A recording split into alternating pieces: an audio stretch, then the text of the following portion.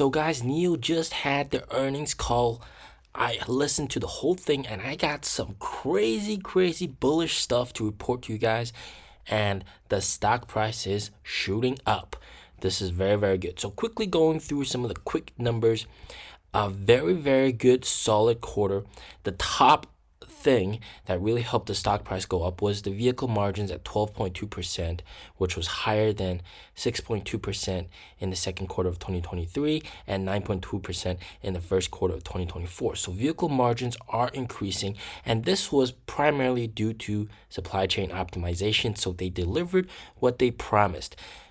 In past quarters, NIO CEO said they're going to talk to suppliers, negotiate prices down, and it seems like they have done exactly that. So this is being reflected there. And then total revenue, all right, 2.4 billion. Very nice, 2.4 billion.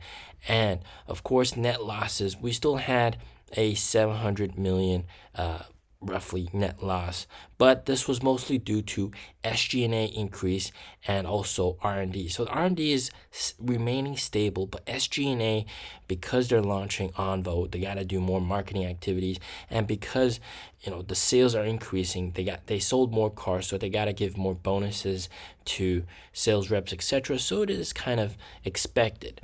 All right, now on to the great things that the CEO talked about.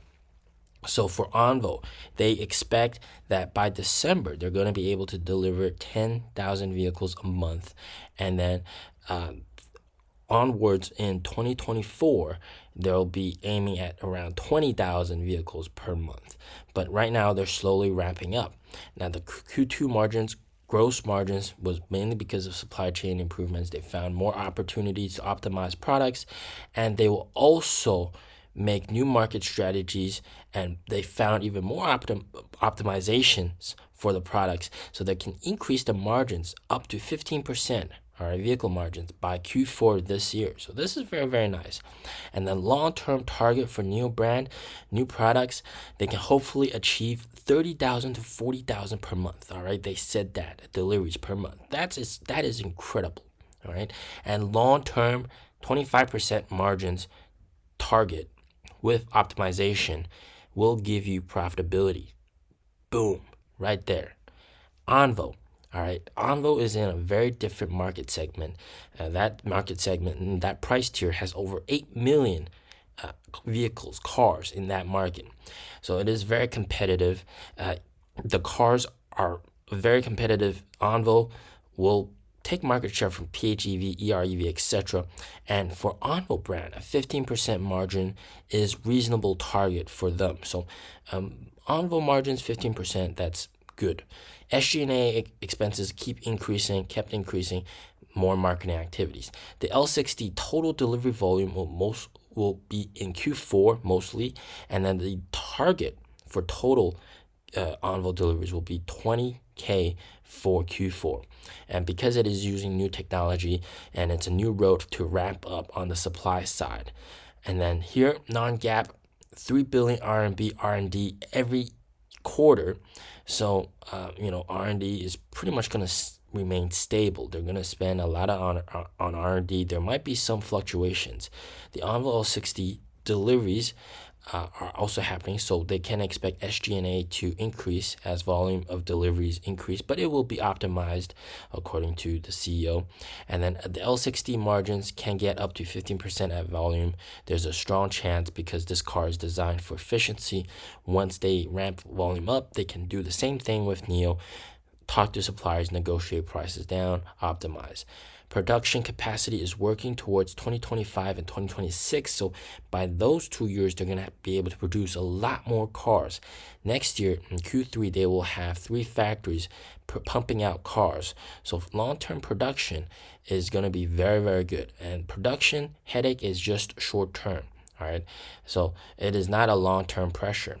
And in terms of Capex, 2024 will actually be lower than 2023 because they're pushing back projects and they're spending money prudently, all right, and only spending money on things that will help the balance sheet. But 2025 Capex will be similar to 2024, even though 2024 will be lower than 2023.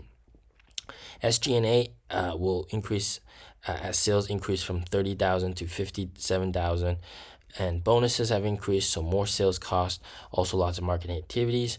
So SG&A comes mostly from these things. And then some very, very interesting stuff is that the Onvo store average rental cost, we talked about this in my previous video, it's much lower than a Neo store. The aim is to have high speed, high efficiency store. Capex is much lower compared to Neo because the stores are different, but overall it's just cheaper. And then because of Neo's product expansion, all right, next year they're going to be selling also Firefly, so their price range will be from 140,000 up to 800,000 market. And then with BaaS, all right, battery rental, the price range covers from 100,000 RMB up to 700,000 RMB market. So very expansive, multi-brand, multi-varied, and this is the growth strategy going forward. All right, this is excellent growth strategy. And then Neo stores will also be expanding into third and fourth tier cities. This will help Neo's 3 brands encompass more of the market. Right now, most sales are happening in first and second tier cities. So there's lots of growth, expansion, and opportunity going forward. And the growth strategy going forward is expansion on price range by also having the Firefly, Onvo, and Neo brand, expansion of product variety. All right, so they're offering more products with different variety and price ranges, etc., to suit customer needs, and expansion of location. All right, they're going to expand more into third and fourth tier cities, aided with the expansion of swap stations via the county swap plan, gives an excellent strategy for future growth. Now, the ET9 is still on track for successful launch next year. We also heard in the leaks and rumors that this year they're going to launch the third generation ES8, which will be also delivered next year. So they're going to have a high-end sedan and a high-end SUV, both on the NT 3.0 platform, being delivered next year. And this is a massive one. All right, selling in the EU is getting more expensive, so they will actively slow things down and be patient. All right, patient. This is very, very good news. It takes time for further expansion and for the brand to grow. So it seems like they're sort of pressing the brakes on the EU. They're not pulling out of the EU, but EU operations not exactly profitable. That's kind of to be expected. So they're focusing more on other products and doing other things. For example, expansion into UAE because of the CYVN investment that they got. One of the clauses was that they would expand into the UAE. And Onvo and Firefly will be actually more suitable for the global market. It will be easier for them to sell it because you don't have to have like new houses and all the crazy service, etc. So it will be better for global expansion. And then when the CEO talked about new energy vehicle penetration in China, it's actually at 50% in China already. And he expects it to reach 80% in 2 years, mostly because of the fact that when you look at Norway, when it was at 50%, it went to 80% penetration very, very quickly. Now, lots of companies have to rely on price decreases here in China to maintain market share, but this hurts the 4S stores and dealerships because they're not profitable. And then also secondhand prices are also hurt dramatically, and it hurts the long-term stability. So you're seeing a lot of these ICE vehicles being wiped out. And it's happening with the Korean and Japanese brands here in China. Nissan sort of pulling out, Mitsubishi already gone. The Korean brands as well, they're not doing too well here in China. And you're seeing a lot of these 4S dealerships go bankrupt because of the fact that they just can't survive this price war. They got no margins. All right, they're selling everything at a loss just to maintain market share, and it's just not working.